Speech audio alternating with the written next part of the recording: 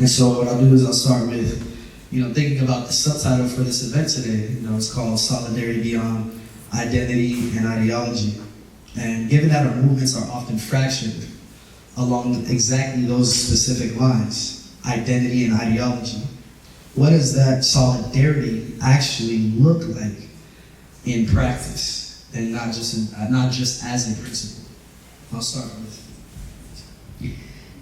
Yes, so solidarity, I know what it means, and I know that a lot of the folks I roll with know what it means, but it just seems like it's become transactional and sort of cliche for folks. Folks, again, I saw so many folks felt like solidarity for Black folks meant aligning with genocide, and it's like there were so many folks who were, I'll say, Israel firsters, to be specific, who were trying to say Black people are stepping out of step as far as not being in solidarity with genocide.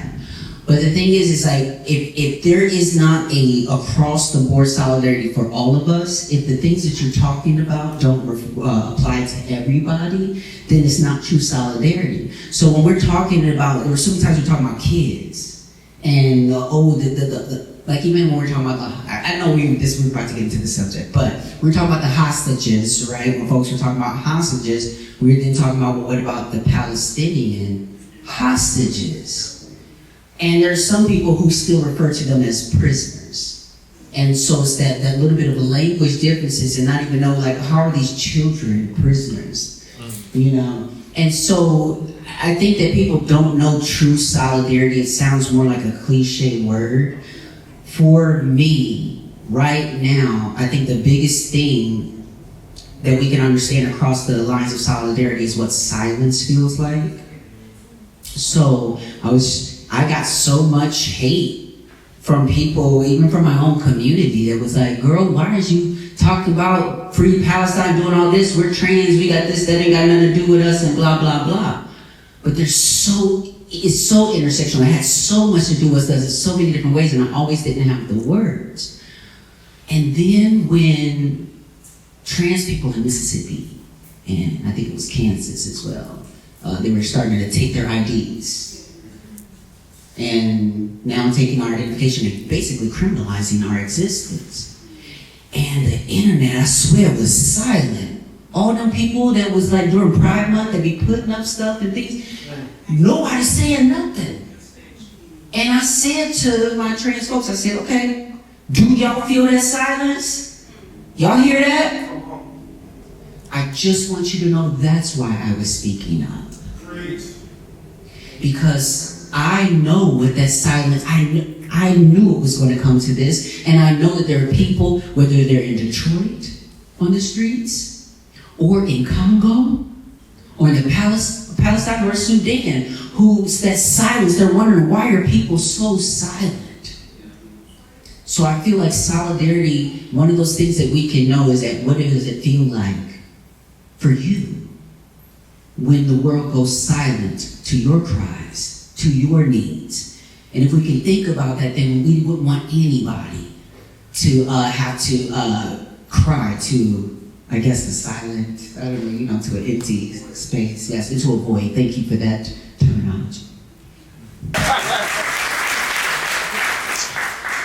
I think when you ask about, what is solidarity, is the same equivalency to asking, what is love? Because that's what I think solidarity truly is. It's pure love. It's love and solidarity, and they're hand in hand. Solidarity costs you nothing. It doesn't cost you anything to have a conversation with somebody. It doesn't cost you anything to give somebody a hug. It doesn't cost you anything to show up. Maybe a little gas money, but if you really love somebody, you love the movement, you love the cause, you're going to do it. Right. And once again, solidarity doesn't come with a transaction.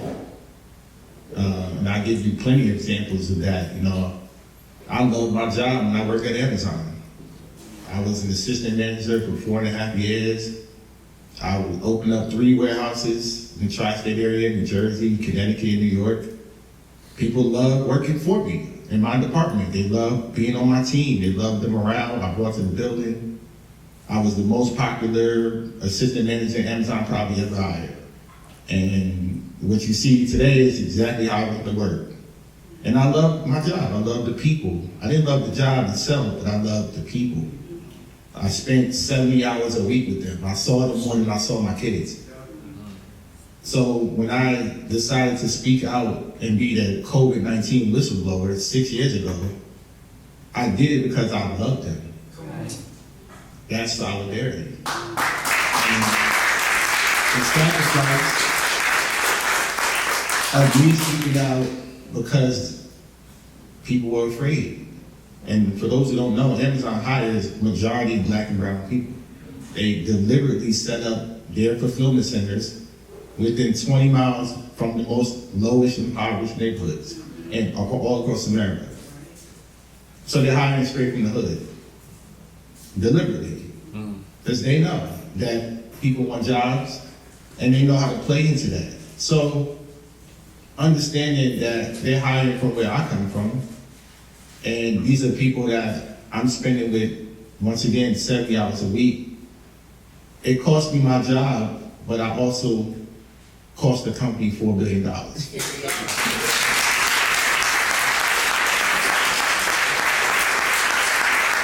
And that $4 billion was hand delivered, first to my building in Staten Island, but also protected the 2.5 million workers that Amazon employs worldwide. Because remember, during the pandemic, when we were essential workers, we were shipping out essential items, but we weren't receiving them. Until I blew the whistle. So that solidarity didn't come with a transaction. My life changed forever 6 years ago. I never was the same. And then alluded to what you were saying about Bezos and me being at odds. He doubled down, being the richest man in the world. He decided to sign up on a smear campaign that said, make me the face of the movement. So, I mean, I guess for him that was some solidarity because it worked.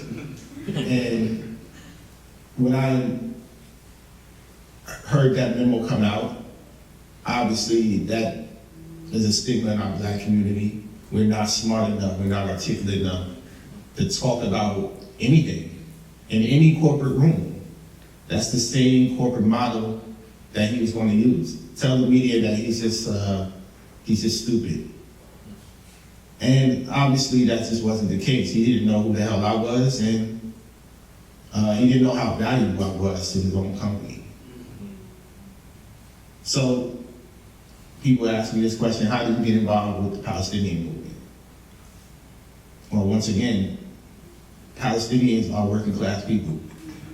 Palestinians have trade unions. Actually, trade unions have been a part of Palestinians' resistance since the first Nakba.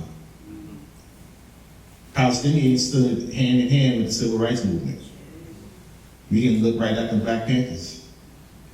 So, I know our history is not taught to us in our classroom, just like labor history. And me understanding that my solidarity is not because I need to get something in return. My solidarity is because I love the work that I do and I love my people. And I'll give you the latest.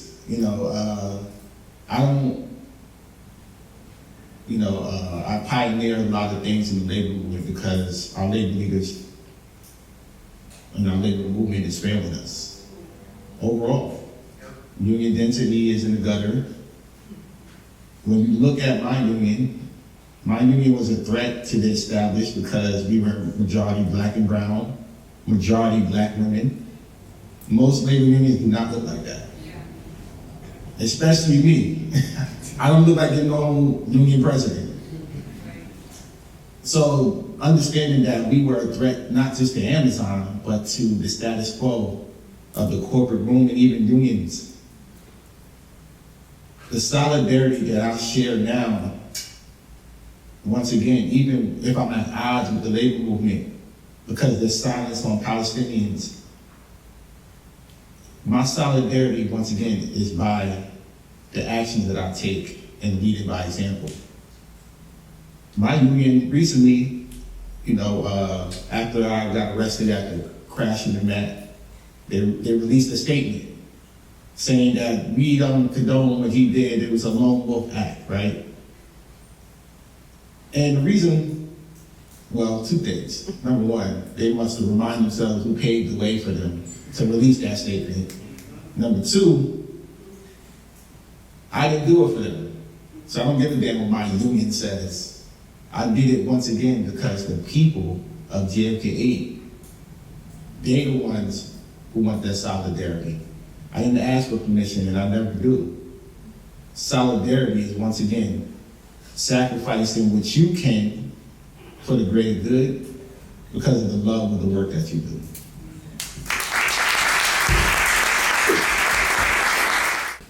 So I have 3 foundational quotes that I live by. One is a Muslim, and the first one is, want for your brother and sister what you want for yourself. The second one is from Dr. Martin Luther King Jr., is injustice anywhere is a threat to justice everywhere. And the last one is by my foremother, Fannie Lou Hamer, nobody's free until everybody's free. And these are foundational principles that I've learned to understand over time are things that we have to live by. Because it ain't enough of us without a collective us, right? And so when we're talking about solidarity, for me, it looks like, how do we come together? I look at the blueprint of the people that came before me firstly, because I'm not reinventing the wheel out here. I'm literally walking in the steps and the path and the direction of people who are much smarter than me, much more fierce than I could ever be. And one of the things that I recognize is that they knew how to mobilize together. The Black Panther Party created the Rainbow Coalition because they understood how it is that we could mobilize together, how we could take what it is that was facing our communities and not sidestep what our communities were facing, but also let other communities recognize the ways in which you are facing the same beast too. You are under the same thumb as well. Let's come together and let's be a part of this collective where we take our power back as a group. That is something that we see all the way in the 1800s with Bacon's Rebellion of working class people, enslaved, indentured servants, white folk in the 1800s coming together. Now, in some semblance, in some areas, people get what they get because it's transactional and they go about their way.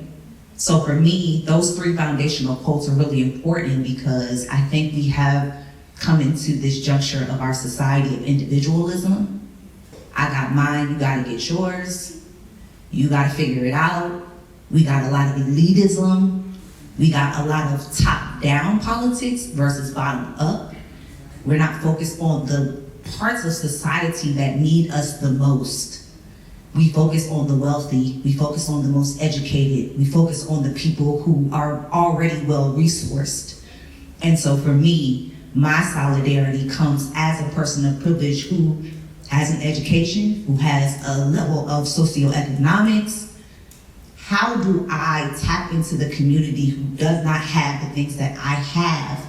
And how can I meet them and speak to them in a way that is not demeaning to them, but let them know I'm in this with you, regardless of what it is, that we are in this fight together.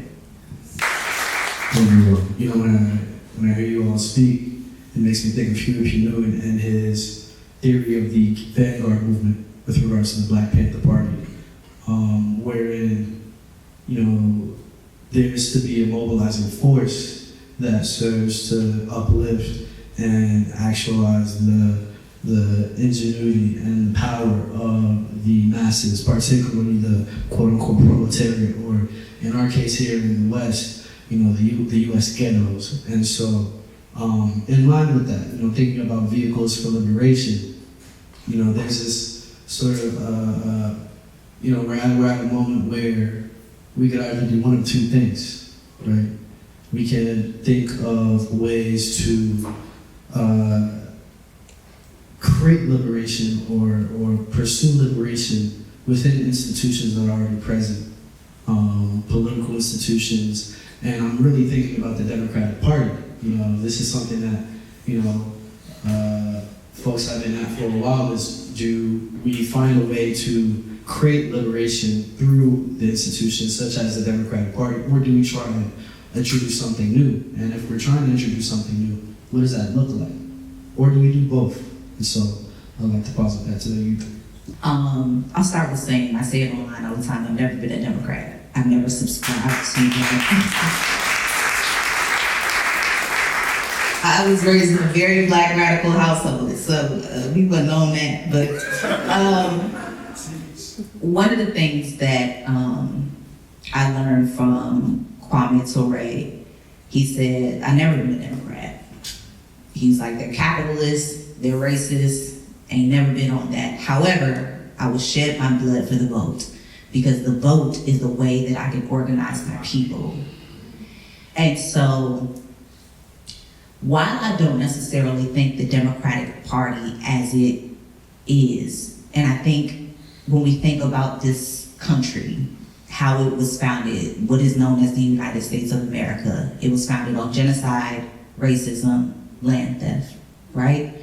And when we think about that, we have to think about how the systems, including political parties, were created to instill and keep those systems in place, to keep land theft, to keep genocide, to keep people enslaved. And I can never align with something that continues to keep that status quo and continues to feed this beast. So for me, what that looks like is identifying what our political power looks like. We live in a capitalistic society. That is the reality.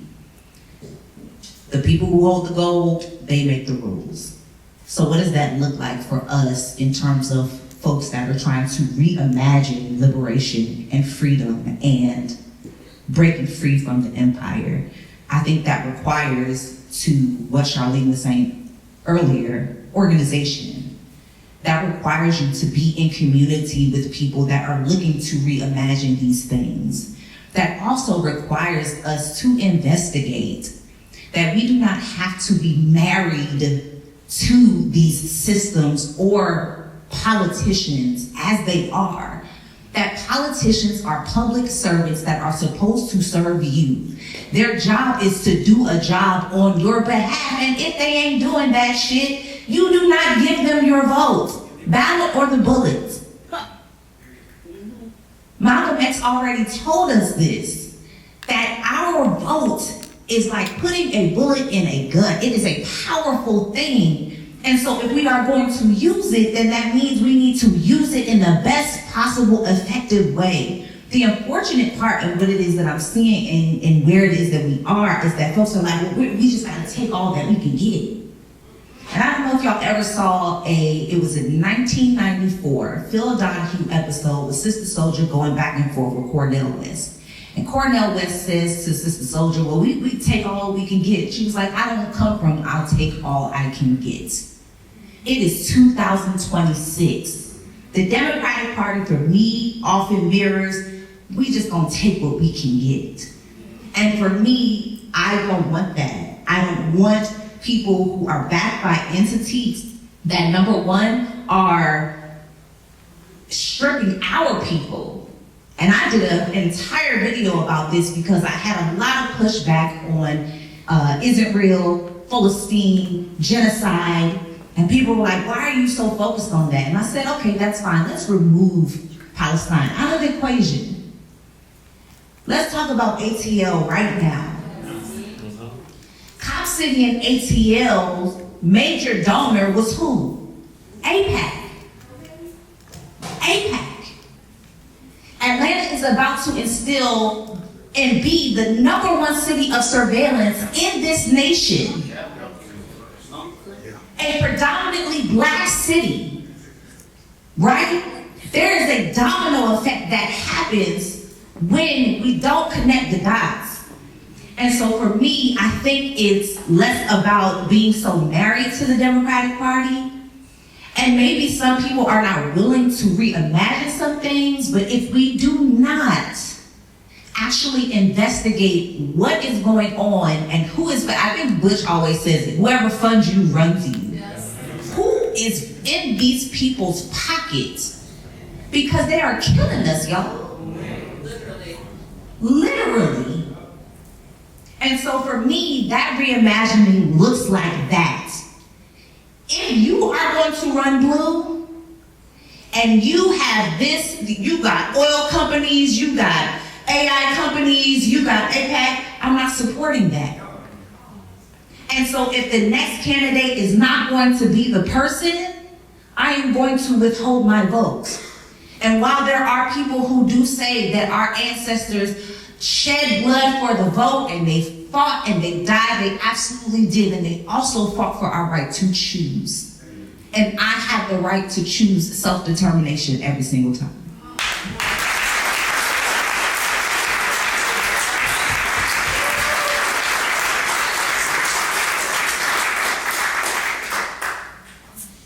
Yeah, what's the definition of insanity? Doing the same thing, expecting different results, right? So I was just thinking about this. Wow, that's a great question, because I was thinking about this right before I came here. You know, this whole thing of we just got to continue voting in progressives. We love saying that. Vote in progressives, we got to, change the system from within. But nobody ever asks, how long does that actually take? It's hard. Because I think it'll take a lifetime. And I can tell you now, after last year's election, I think the Democratic Party is toast. Thank you. It's cooked. Like, there's no coming back from that. That was the worst presidential, and I stand by it. I put that out on my social media. You can go look right now. I said this was the worst presidential election race ever in their history. How the hell are you going to sit here and say you went to working class, but you're being interviewed by Oprah? How labor unions going to say we endorse Kamala Harris, and literally she's in front of a billionaire? How you going to use $10 million to pay Beyonce for three minutes? Or Cardi B or Megan Thee Stallion? Right. So they know how to use the culture, but they don't give a damn about the culture. Because I can tell you right now, name a progressive Democrat, I met them. Not just met them, I spent time with them. Oh my gosh. Kamala couldn't even look me in my face when I went to the White House. There's a picture right now, she's wearing the whole mask and everybody else isn't. It's very odd. She didn't even want to be there. And when I asked her directly, what we going to do to hold Jeff Bezos accountable, they ain't never released that footage. The only footage they released is me shaking Joe Biden's hand. But I can tell you the conversation I had with Joe Biden, I don't think he even know what the hell he was talking about. I'm dead ass. So we could go from AOC, we could go to your boy Mandani, who everybody's falling in love with over and over. We've seen this before. Come on. But let me tell you this. Pattern recognition. This is already a Twitter beef. I don't know if y'all been following this little Twitter beef online that I started because I said fuck AOC the other day. And the reason why I said that is because I've been dragged her on Twitter plenty of times in the past. It always backfires on her. I don't know why she keeps doing this. But every time I do something, here come a progressive Democrat attaching themselves to the work that I'm doing. So, we know that I crashed the Met Gala, and I got charged with 3 misdemeanors. Bullshit. Basically, I'm on a 6-month HCP. I can't get in trouble unless I'm going to prison, right? But the NYPD, who's ran by Tish, the Tish family, who's on Mandani's team, by the way, the commissioner. The NYPD deliberately didn't put me in the system right away like they normally do. They waited till midnight to fuck with everybody. So I had already planned the fact that I was gonna go get arrested. I've done this days in advance. I called my legal counsel. I said, yo, I'm gonna do something crazy, just get ready. And they were like, go ahead. And, you know, I already knew I was going to disrupt. I knew that. I had my team in the car with me, that the footage you may have seen. And I also had some folks that were on the ground. So when I was in the precinct locked up and nobody could find me, there was people already mobilizing a call of action, whether it was doxing precincts, that were actually going physically to precincts by themselves. 24 hours go by, I get released, right? Misdemeanors, whatever. As soon as I get online, I see a tweet saying, we want to thank AOC for helping Chris Smalls get out or looking for me or whatever. So I said, absolutely not. I responded and I basically said, that's cap. Straight up, that's cap. I haven't spoken to AOC in 4 years. Literally, the last time I had a conversation with her face to face was 4 years ago when we won our union. That goes for her, that goes for Bernie Sanders, that goes for all these other progressives, Jamal Bowman, all of them, Cori Bush, all of them. I had to talk to them. So, that's one example. And the reason why I said that I don't fuck with AOC is because what we just asked about solidarity. She don't give a fuck about me. She don't know what solidarity is. AOC does not genuinely care about me. And that's fine. I don't want no friends in that. I don't want no friends in that setting. Because if she actually cared about me, she would have spoke up 9 months ago when I was in prison in Israel for 5 days. Or she would have spoke up a month ago when I got detained from Cuba. So for her to try to say her staff or whatever was looking for me, I knew that was his cap. And actually, you know, it might have been true. Her staff probably was making phone calls, but I really don't give a fuck. Because at the end of the day, you can't just cherry pick when it's convenient for you. Yeah. And these Democrats do that shit all the time to black and brown activists. And I've seen it all the time, especially in New York City. And Mayor Mandani is no excuse. He's the same way. He could have found me immediately with one phone call. And I don't give a fuck. Nobody said they're not on the rocks. Obviously what I did was everywhere by 7:30. But instead he deliberately chose not to say anything. And I'll take it a step further back.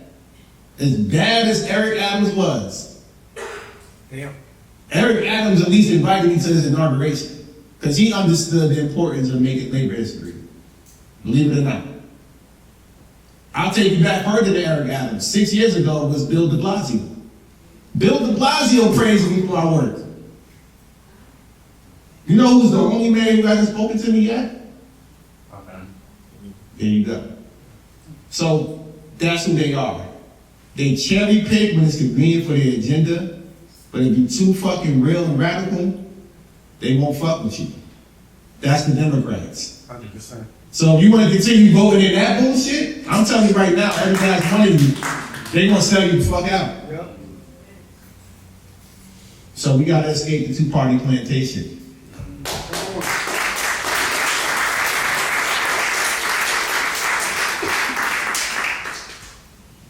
I agree.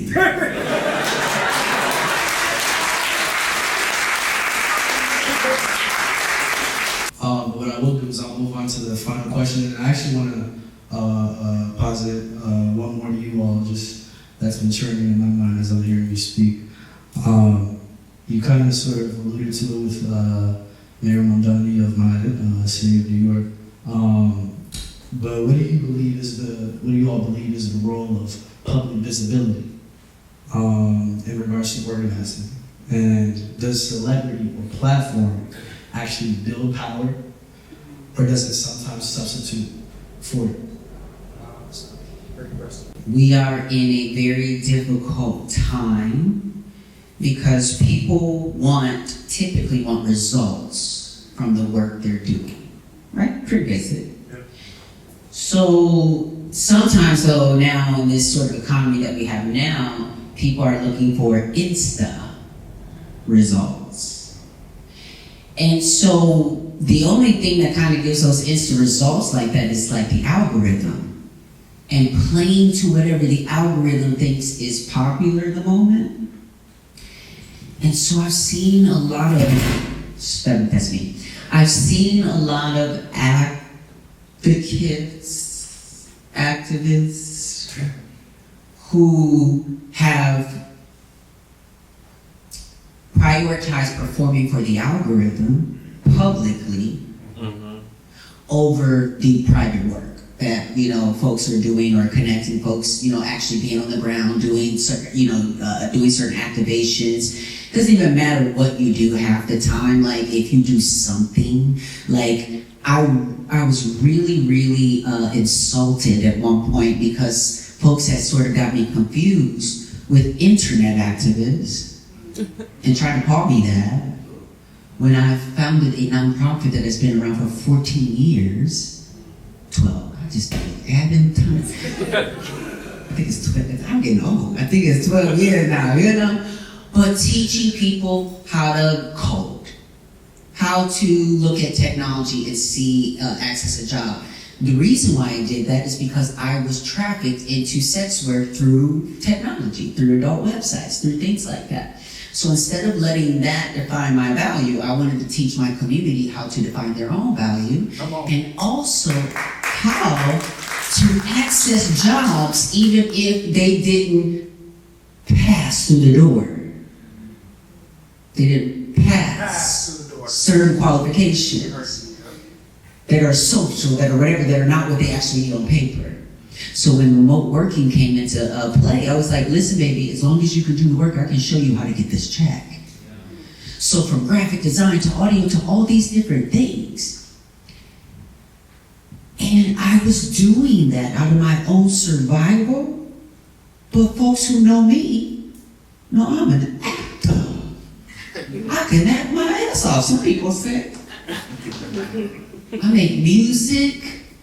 I do all these other things. This was my thing I did from birth and diapers. But then I found out I was trans. I was like, oh damn, like I gotta figure out now how to advocate for just to use a bathroom. And then to be able to like share a stage or have my story be valuable enough. And so I thought that maybe I was responsible at some point for some of the confusion. Because some people in my community seemed a little confused around the path to stardom.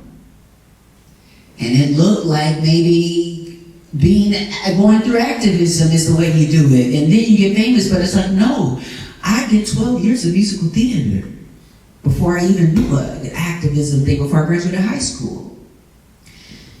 So there is now an actual result for people who can play not only to the algorithm, but to the pick-me system that we're talking about with the Democrats. They're looking for anybody that is your first time around. Maybe you ain't seen the White House yet. Maybe you want to see that? And so they want to pick that person who's going to be so happy just to be in the room. But the person who was in the room the first time, and now don't care about the invitation the second time. So we are in a situation where there needs to be a little bit more accountability around celebrity, and I think a line of demarcation between celebrity, what we call public life, and what is like serving people. And I want to say that maybe we should question what we celebrate, because that's all celebrity is what you celebrate. So if we actually celebrate the people who do the work, that don't get to be on red carpets, we actually celebrated them, then maybe some people wouldn't feel like they need to get the attention for being the spokesperson of a thing, rather than actually doing the work of the thing. So I think we just need to be very careful, because obviously it's very easy for any of us, like, we've done the work, but then somebody puts a camera in your face, or you put your own camera in your face, or then something goes viral, and then now all of a sudden you're expected to perform. And I will tell you this as somebody who's had it all with Hollywood, the contracts, this, the publicists, and all of that. There's something in Buddhism we call suffering consciously. And it basically just means that when you go from birth to death, you can't opt out of suffering. You don't get to opt out. Nope. So it's better to do it in a conscious way, to see it ahead of time. So ahead of time I knew, due to my politics and my beliefs, I'm gonna have to let this go right now. Not when it's too late and they pull the rug out underneath my feet. So when you can see these things suffer consciously, go ahead and go through those things so that you're not tempted when you're hungry.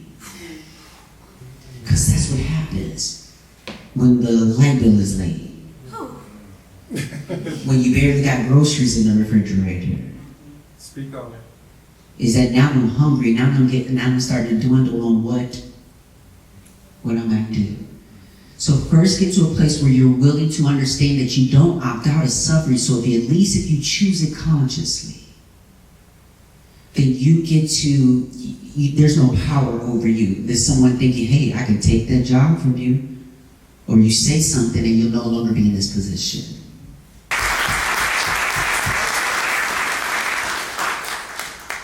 And I swear, like, I felt like you just said my life story right now, because I'm telling you, I get the celebrity activist title all the time.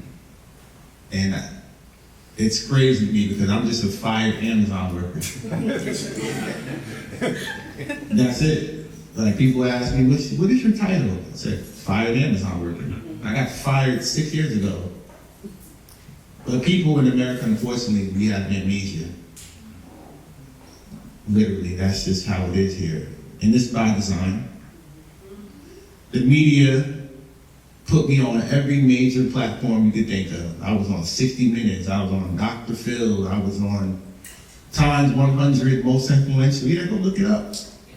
Yeah. Go down the Chris Moss rabbit hole, you'll see. I was Madani before Madani. Dead ass.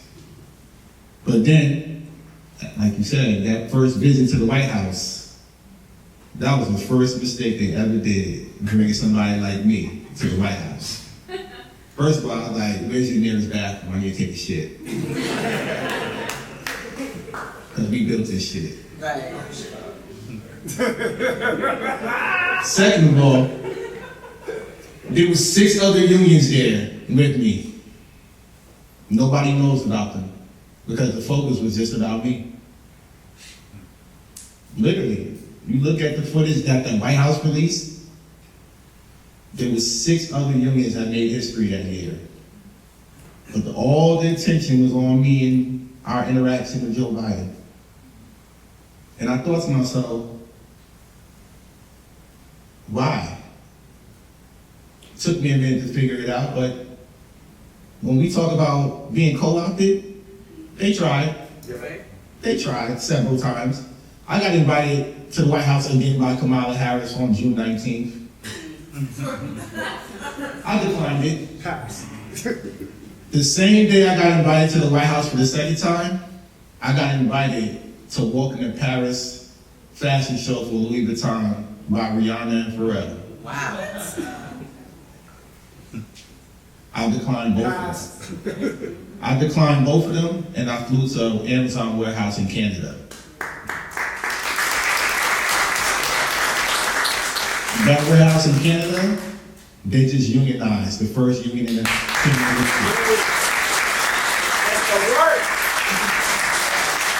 So I can tell you, they tried over and over, money, contracts, $2 million Hollywood deal. Because so many people take it. Oh yeah, I took it. Because I was going to make a movie about the work that we did, but guess what? They dropped it anyway because I stood on business over Palestine. Thank you. You gotta remember, I ain't on a job. My union is grassroots. Shout out to my treasurer, Miss Mina, a black woman. Come on in, let's see her. Stand up, Miss Mina.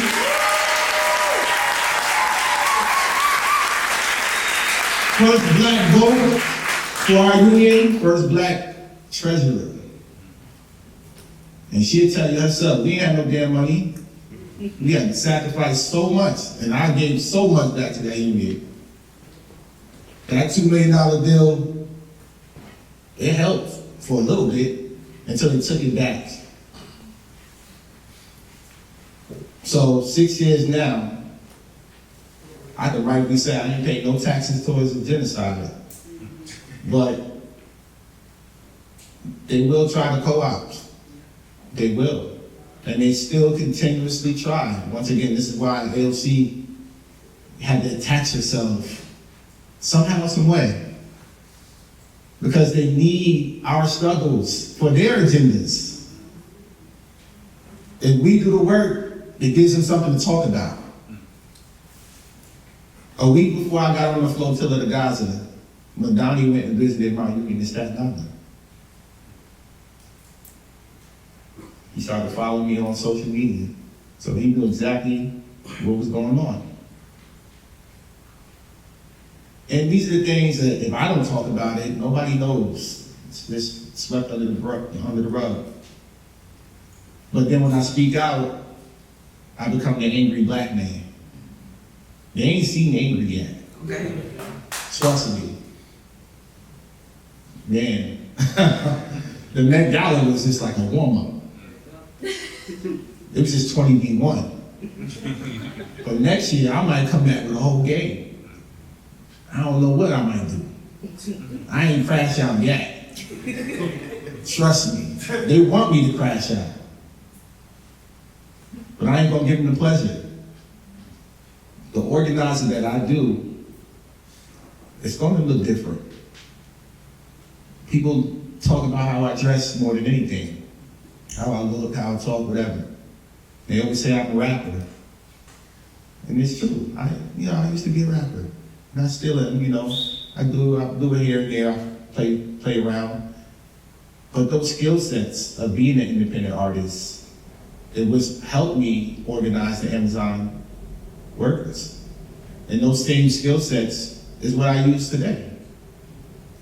Being able to talk in front of a crowd, being able to be an MC on a microphone to move the crowd, being fashionable,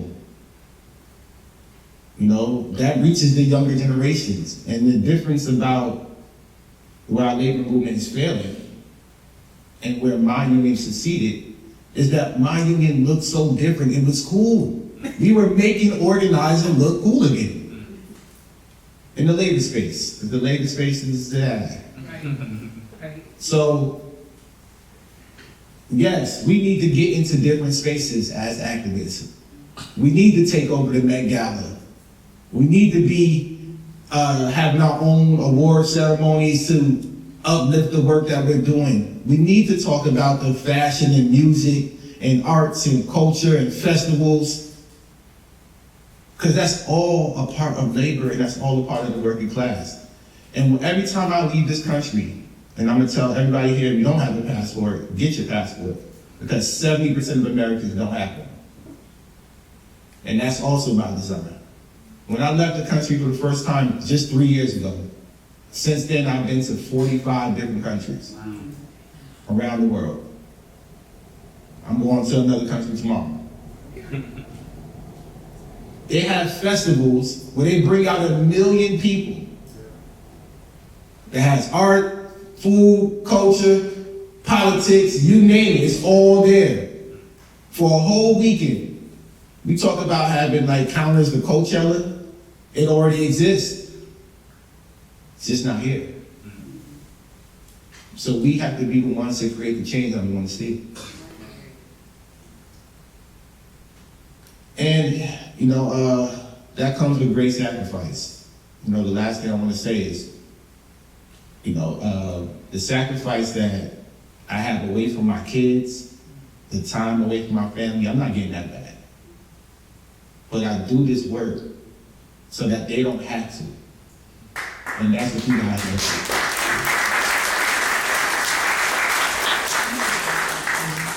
I think there's a duality to it. One of the things that I recognize, I started my career off in sports broadcasting. I thought I was going to be paying Mallory, y'all. I was gonna be out there, Monday Night Football, all the things, and then Kaepernick happened, and I was like, kill all that, I ain't so there's a duality with being forward-facing, is that we often desecrate the history, the sacrifice of the people unseen. And so I think about that because I am visible online, that I try my best to make the folks that are back here as forward-facing to you as it makes sense, because sometimes that's not safe. Right. So we also have to recognize that there are people that are doing the work behind the scenes because it is safe for them to do so. And then there are situations like where we're talking about the Voting Rights Act and everybody's talking about Martin Luther King Jr., but nobody's talking about Ella Baker. And nobody's talking about Fannie Lou Hamer. Because Fannie Lou Hamer was the threat. Fannie Lou Hamer was the one that Lyndon Baines Johnson cut her speech off. And we don't talk about her. This fat black woman from Mississippi that put it all on her back for this movement, for women's suffrage, for real feminism, right? And so I think about that constantly as someone who is in the front. I remember, my father always used to tell me, this is another Islamic principle. When you go to an Islamic burial, traditionally they will have you, I don't know, has anybody ever, raised your hand if you've ever been to an Islamic funeral, a janazah? So in a janazah, traditionally, there's a hole in the ground, there's a pile of dirt, all the men will come and they will put until the hole is filled again. And usually what the imam will say is something reflective, but also something that my father would often say to me is that there are certain things that will meet you in the grave, right? That will stand up for you. And one of those things is what people will say about you and what they've learned from you. My forward-facingness on my platform is my spiritual practice. That is my grounding. What will people have learned from me that they can carry over? What can they take and build? What can they take and learn? And then I think of the fact that I'm somebody's mama. And this past February, my 9-year-old asked me to speak to his 3rd grade about activism. Oh, yes. Yeah, I cried, y'all. I cried like a baby.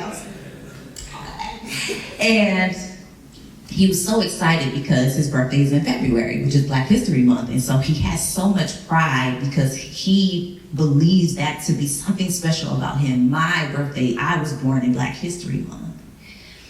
And then we had this conversation while I'm picking him up from school, and it almost crushed me.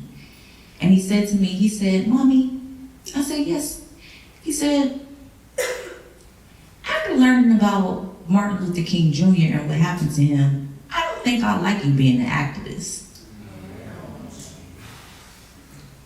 And I had to have a conversation with my 9-year-old son about what my forward-facing platform, activism, organizing actually looks like. Because he said to me, my 9-year-old said, "If you're gone, then what is the rest of the world for me?" 9. Meanwhile, I'm fighting the power for all my folks. I'm like, yes, I'm outside. And I had to come to grasp with the fact that that is a very real reality for me. That is something that I pray about whenever I go to a rally, whenever I'm outside, whenever I'm telling people to go fuck themselves, whatever it might be, that I know that my phone's tapped, I know that somebody's watching, I know I live in DC, so I know the feds is watching. Because we be outside there. We are heavily surveilled and under federal occupation in the nation's capital right now, and have been for a little while. And so I think that with public-facing platforms come the reality of threat of violence, especially as a Black person, in a way that Hassan Piker ain't gonna get. Just saying. Having to recognize that to understand that for those of us who have families and loved ones, what those things look like. I upped my life insurance policy. Because if something is going to mean anything in my absence for my son, I need him to be taken care of in some way. And so I think that, you know, as I think it was FD Signifier that was saying earlier, like for everybody to make content and try, these are things that we have to remember about that public-facing platform, what it is that you're willing to risk. There was an entire year that I was unemployed as a single mother with a grade school child because of low esteem. Yeah. And I was unwilling and unwavering to take any job just because. And by God's graces, things aligned for me to work in a space where I don't have to sugarcoat shit for nobody. And I don't have to tap dance for nobody. I ain't Gregory Hines, I ain't tap dancing. And so I can say what I want to say with my full chest and understand that I am unbought and unbossed.